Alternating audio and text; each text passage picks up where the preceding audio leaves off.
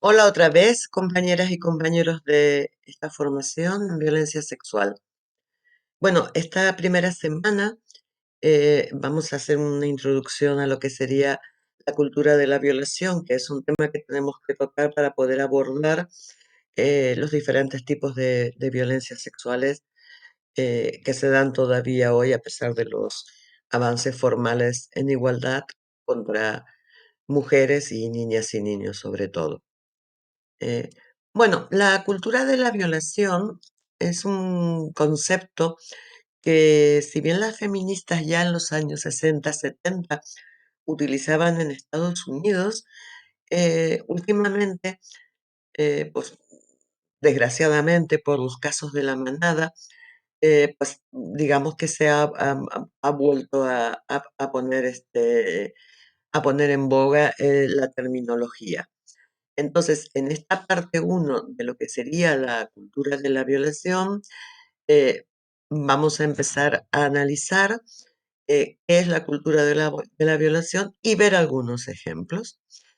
Así, en resumen, eh, mm, podríamos decir que la cultura de la violación es de alguna forma, todas esas cuestiones que a través de diversas manifestaciones culturales y sociales, que luego veremos algunas, tienden de alguna forma, ante el caso de una violencia sexual, de una violación en concreto, a normalizar, excusar, tolerar, justificar de alguna forma la actuación, la conducta de los agresores y a la vez tiende a culpabilizar a la víctima.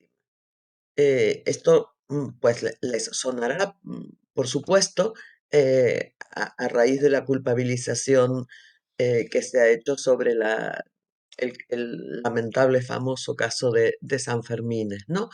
Pero bueno, esto no es de ahora, es de siempre. Por eso tenemos en esta primera semana de la formación unas lecturas en cuanto al carácter histórico de la violencia contra las mujeres. Entonces, pues la cultura de la violación eh, eh, sería pues hacer un curso, ¿no?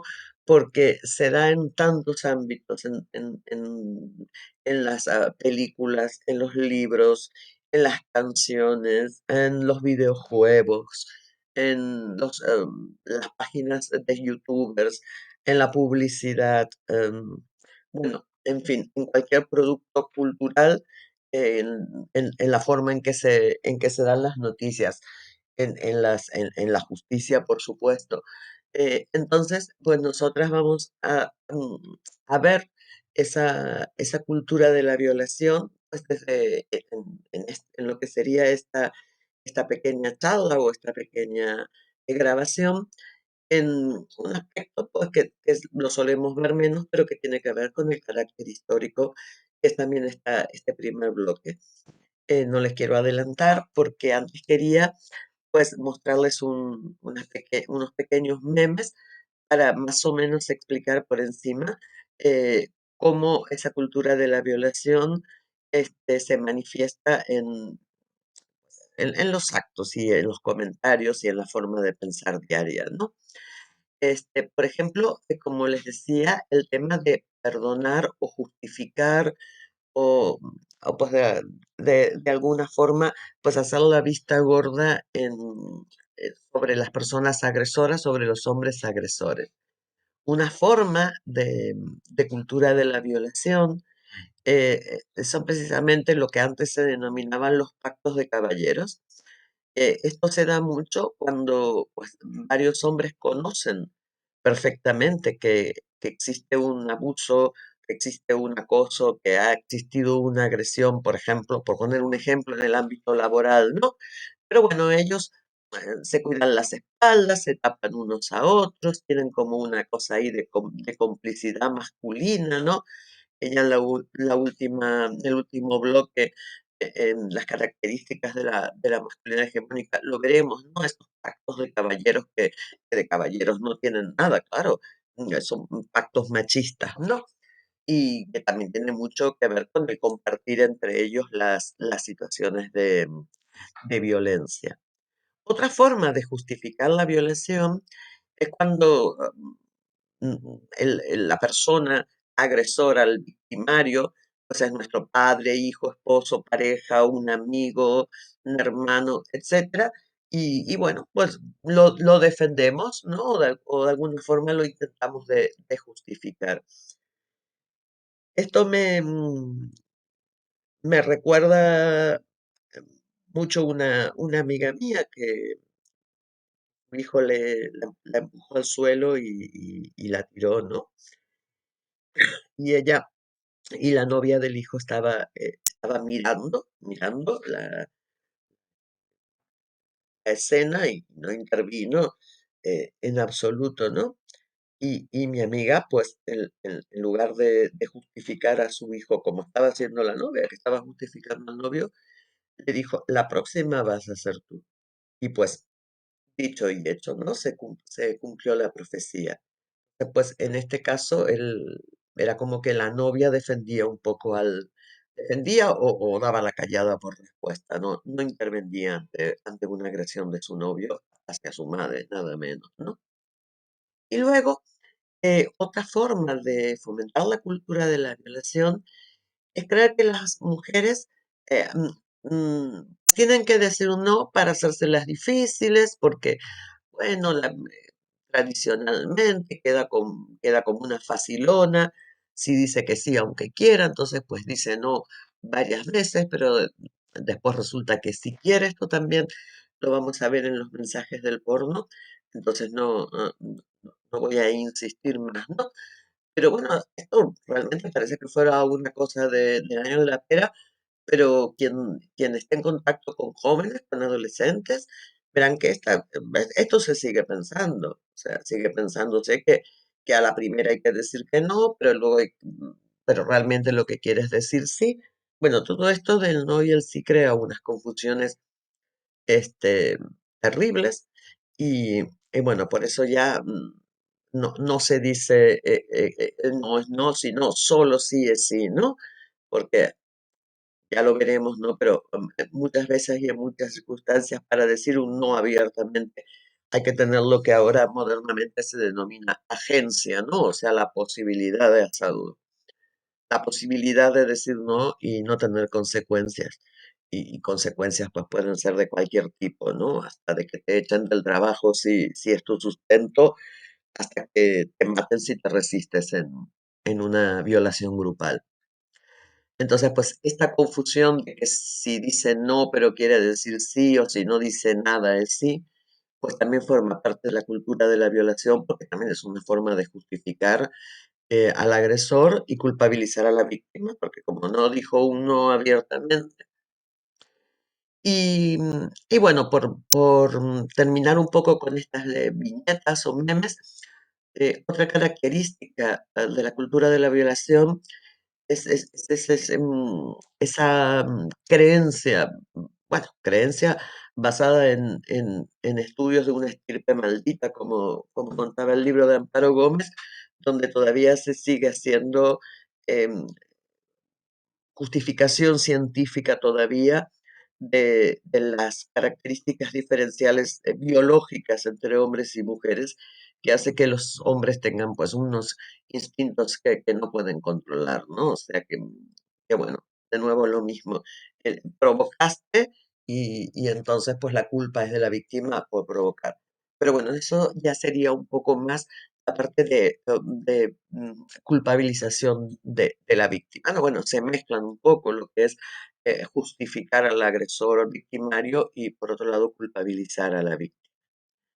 Em, otra parte que también parte, otra cuestión que también es parte de la cultura de la violación, es seguir creyendo todavía, y miren que esta es una encuesta, pues es muy nueva, o sea, tiene muy pocos años, esta encuesta del Ministerio, la percepción social sobre la violencia sexual, donde sí hay muchas cosas que han cambiado, ¿no? Se ha cambiado la percepción, pero sin embargo, siguen, un 50% de la población sigue justificando las violencias sexuales como que son por culpa del alcohol.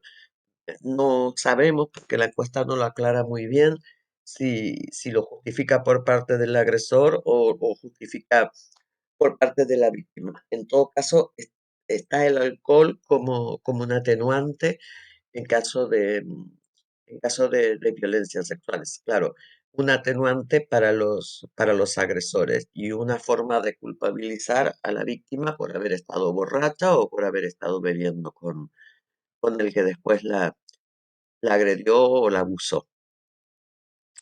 Esto que se llama el victim blaming, que no es más que victimizar a la víctima, que sería la segunda parte de la cultura de la violación, pues le puse también aquí unos dibujitos, porque pues en uno ven que está la muchacha ahí tirada en el suelo y la siguen juzgando por la forma de vestirse. Luego debajo, una amiga que le está contando a la otra que le metieron algo en la bebida y la otra, claro, es culpa tuya porque no tienes que tomar nada que te den fuera de casa. Eh, Luego el cartel este de Buenos Aires eh, a mí me gusta mucho el cartel porque dice nadie preguntó cómo iba vestido el agresor, ¿no? Porque es esa cuestión de seguir preguntando todavía o seguir opinando acerca del aspecto físico de la mujer agredida.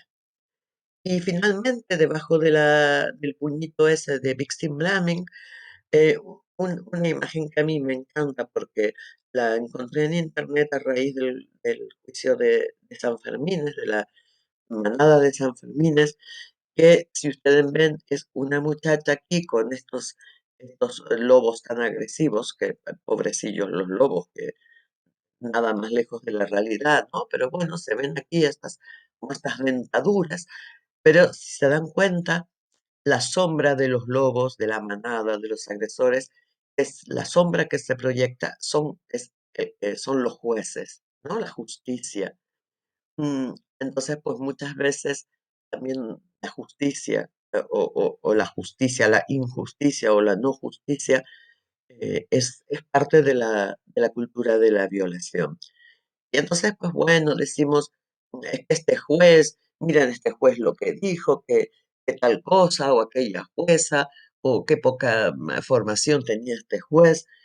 Claro, es que ya tenemos que abrir los ojos y darnos cuenta que la justicia no es una sentencia más o menos justa o una sentencia más o menos desacertada o el día que pueda tener un juez o una jueza. No son las sentencias no son machistas, es la estructura de la justicia es patriarcal, o sea, el modelo, el paradigma de la justicia es patriarcal y machista. O sea, no es tan sencillo como vamos a formar a 4 jueces y se acabó el problema de estas sentencias injustas o estas sentencias absurdas, ¿no?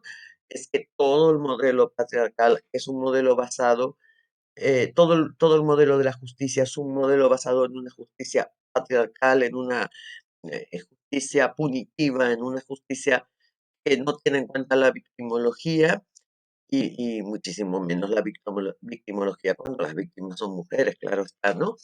Y bueno, pues sería parte de la cultura de la violación, un modelo, un paradigma de la justicia patriarcal. Eh, Entonces, pues siguiendo un poquito para desarrollar eh, cómo se demuestran en la práctica estas cuestiones, ¿no? De culpabilizar, revictimizar a la agredida, a la víctima, y por otro lado, pues intentar justificar o perdonar a los agresores o al agresor. Pues bueno, les voy a mostrar un ejemplo del arte. Un ejemplo del arte clásico, un ejemplo que digamos que no tiene 3 días, ¿no? Como podríamos ir a cosas muy exageradas, de libros, canciones, etcétera. Y les voy a presentar una historia que a lo mejor muchas la conocen. Es la historia de Susana y los viejos. Es una historia bíblica.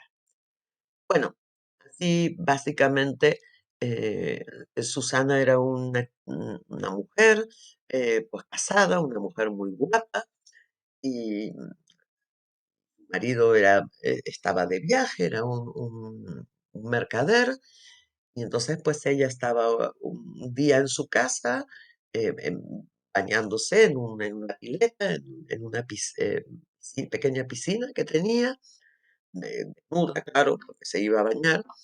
Y pasaron dos viejos por ahí, no dos viejos cualquiera, o sea, dos viejos de estos con mucho predicamento, ¿no? Dos jueces, no sé, dos tipos importantes.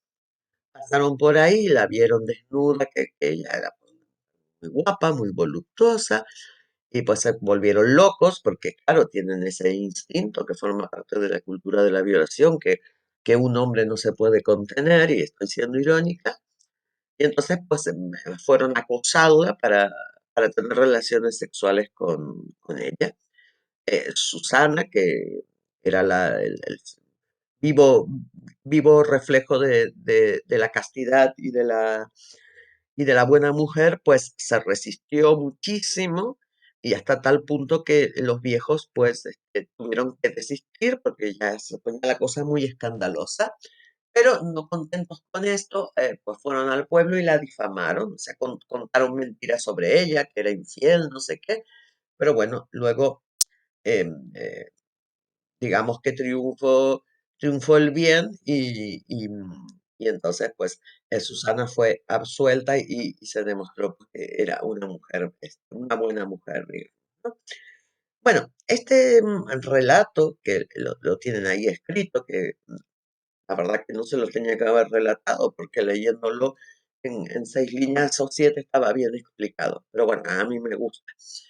Este relato, pues, ha sido tomado como modelo por muchísimos artistas para, pues, representarlo, ¿no?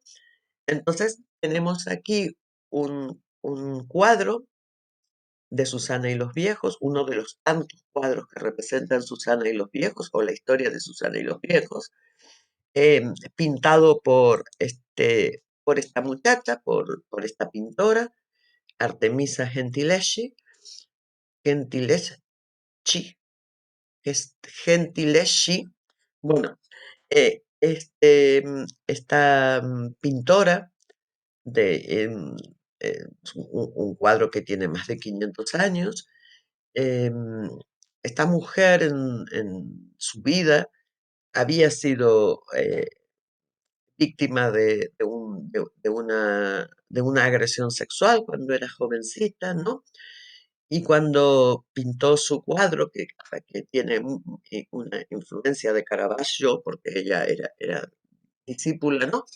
Pues verán cómo está representada Susana en una actitud de angustia, de rechazo, de, de sentirse acosada por los dos viejos, por los dos jueces estos, bueno, están ahí por encima, también en primera plana, ¿no? Están todos, los tres personajes están en el mismo plano de importancia, ¿no?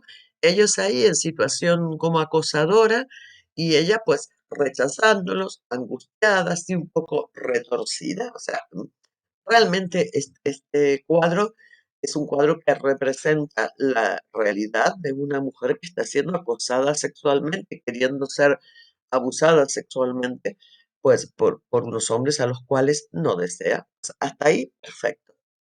Pero ahora vamos a ver cómo este mismo cuadro, que ha sido representado en infinidad de ocasiones por infinidad de artistas, hombres y mujeres, a medida que nos acercamos en la historia a la época actual por mujeres, ¿no? Veremos cómo ha sido desvirtuado el papel de los viejos y desvirtuada la imagen de Susana. Y les muestro, por ejemplo, estos dos casos.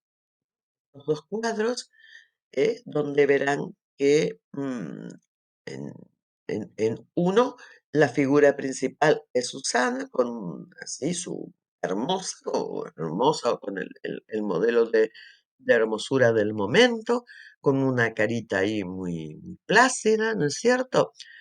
Los viejos ni se ve por dónde están por ahí abajo, pero están casi, pues prácticamente no aparecen en el cuadro.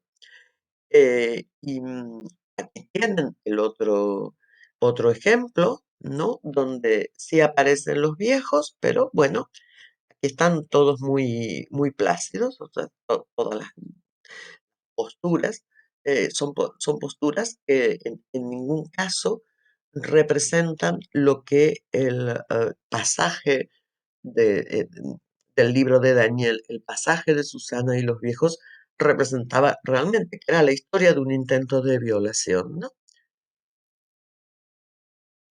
Aquí nos vamos pues, a otras representaciones, el Rubens, el Rembrandt, que es el del medio, se los he aclarado un poco con esto del tratamiento de imágenes, porque sabemos que los Rembrandt, pues, con los claros oscuros, no se hubieran visto los viejos. De hecho, no se ven prácticamente. Aquí, como se los he aclarado, pues es el Rembrandt es el cuadro del medio, ¿no? Pues se ven un poco ahí en segundo plano, pero por supuesto la figura iluminada es la figura de Susana y una actitud plácida. Y luego, pues en el Rubens, lo mismo, ¿no? Se ven los tres personajes y en ningún momento se nota angustia por parte de Susana. Y ya, pues en el tercer ejemplo, directamente los viejos prácticamente ni se ven y todo lo que es el cuadro en sí es Susana con una toalla. O sea, ya cada vez más desvirtuada la historia. Y aquí les voy a poner el Corinth, es ya directamente, no se sabe lo que es. O sea, es Susana ahí lavándose, secándose los pies y el resto o sea, lo que es la historia en sí, pues directamente ha desaparecido. O sea, es solamente una mujer, pues, que se acaba de bañar y se está sacando los tobillos, ¿no? Y luego, si avanzamos un poco más más cercanos a la actualidad, pues ya vemos la representación de Susana, del relato de Susana y los viejos, porque ya directamente no queda nada. Si ven aquí en esta representación, que es como una mujer de Tahití, los viejos están ahí detrás de las plantas, que apenas se ven, pues y ella muy contenta ahí, pues con su pareo. Luego el abstracto, pues directamente parece ahí un aquelarre, y finalmente el Picasso, donde toda la figura es Susana ahí, encantada de la vida en el sofá, y si se dan cuenta, los dos viejos chiquititos detrás de una ventanita, pero ella encantada en el sofá como si nada. Entonces, pues, claro, de Artemisa Gentileschi a Picasso, que es el último que les he puesto, pues aparte de que el único caso en el que se representa realmente la historia de Susana es en el cuadro de Artemisa, luego no solo no se representa, sino que está totalmente desvirtuada la historia real. En este caso, podríamos decir que esta historia mm, de esta agresión sexual bíblica es la historia de Susana, podría ser la historia de todas las mujeres que sufren agresiones y abusos sexuales, ¿no? Que pasan de ser víctimas a ser culpabilizadas por parte de esa cultura de la violación, por parte de esa sociedad patriarcal. Eh, por eso es tan importante esa mirada feminista, esa perspectiva feminista en todas las disciplinas, en este caso en las artes, en la pintura, ¿no? Pero, o sea, esa revisión feminista de todas las artes, ¿no?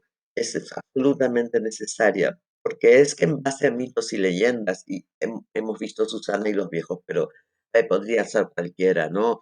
Eva, Pandora, el que sea, da igual.